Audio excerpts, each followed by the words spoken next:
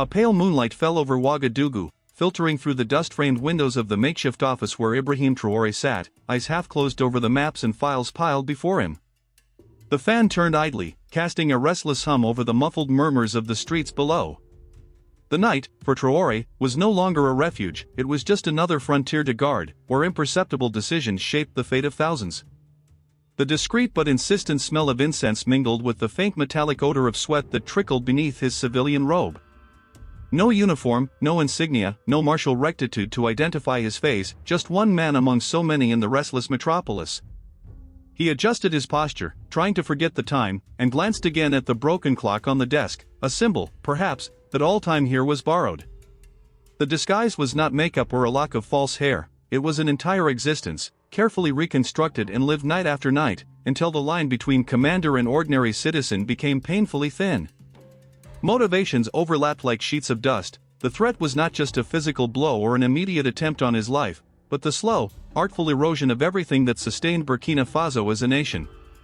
In the sleepless nights, Traoré would go over almost like a mantra the allegations of clandestine networks of trafficking in natural resources, spurious contracts signed decades ago by foreign administrations, and the tentacles of transnational corporations supported by local allies, ambitious military men, tribal leaders from colonial times, spies disguised as diplomats.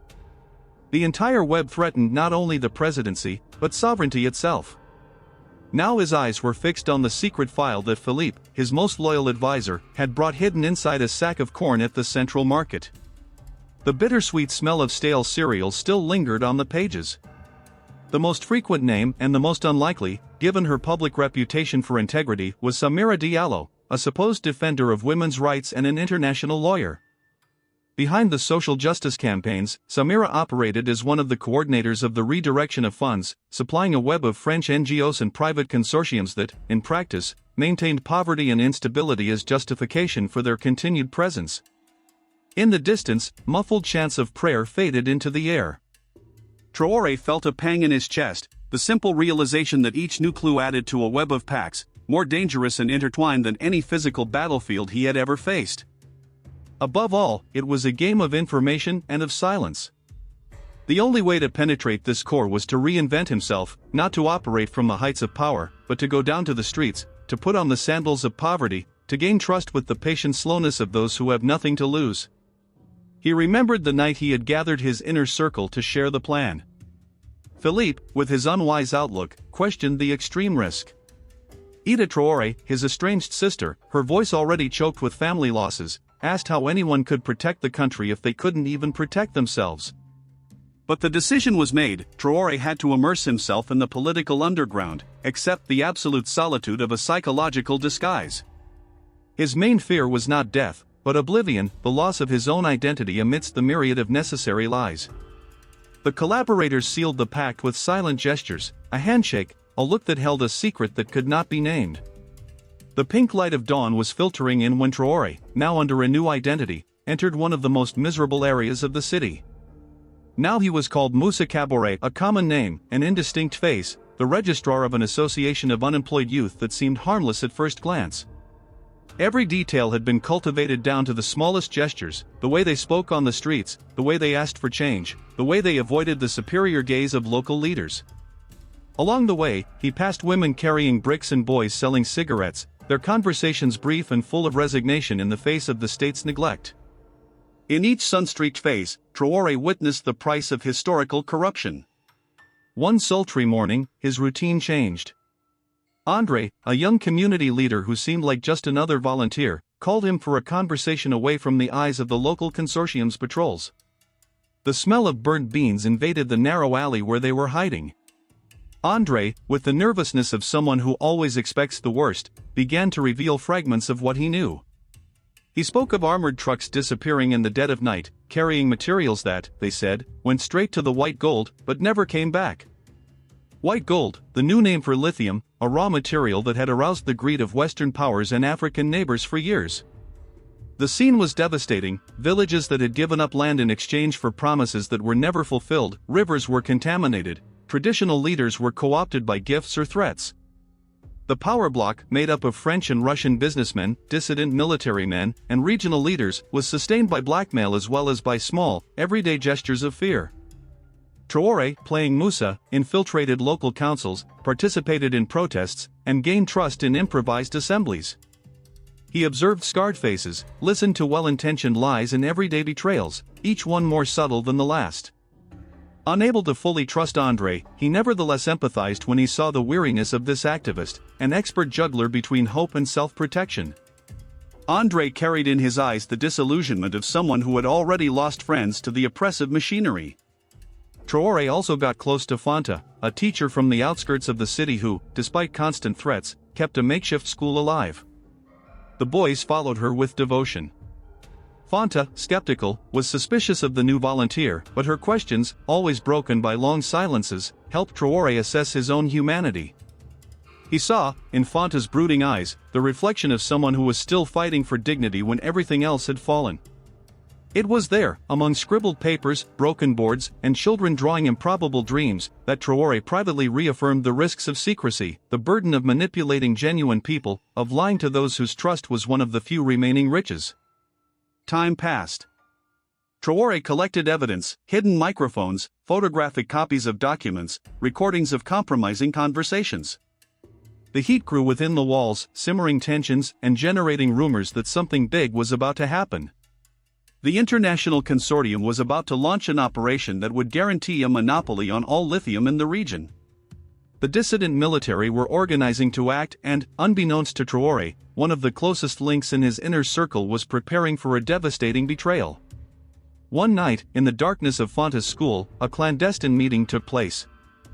Fanta, André, Samira, and Traoré, always Musa, always alert, always torn between vulnerability and calculation. The tension was thick, inflamed by the fear of what would become of the school the next day, of the children, of the elderly who depended on the little they had to survive. During the meeting, Samira took center stage, endorsing a speech about the urgency of seeking international aid. Each word sounded impeccably altruistic, even too much so for the increasingly attentive ears of the undercover president. Days later, the consortium's agents detected the error that indicated infiltrators. Philippe, from a distance, activated his alarm signal. Traoré was about to be discovered. The atmosphere became contaminated with paranoia. The suffocating atmosphere was worsened by unexpected symptoms. A high fever and severe nausea took him by surprise after lunch in one of the tents near the operations center. The perception that he was being followed took on sinister overtones. In the cracked mirror in his room, Traoré saw the first signs of the poison: weakened muscles, feverish eyes, cold sweat. There, time shattered. Fear surfaced, not of death, but of failure. He thought of Fanta and André, and the distant echo of the promise he had made to his sister, Ida. There were minutes left to act. Before collapsing, Traoré, staggering, called Philippe, who activated the emergency protocol. A network of clandestine doctors, renegade Burkinabe immigrants, forced underground by the same corruption they were fighting, guided Traoré to a small makeshift laboratory. There, amid expired medicines, rusty scalpels, and hurried voices, Traoré was hastily rescued. The poison, a rare commodity, trafficked through the channels he had so thoroughly investigated, designed to keep him out of the game without leaving a trace. His recovery only deepened his anger.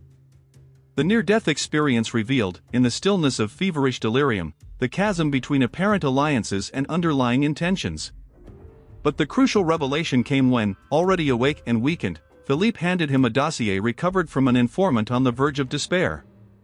Among the encrypted letters and secret accounts, there was what Traoré both feared and needed. Samira was, in fact, the central figure.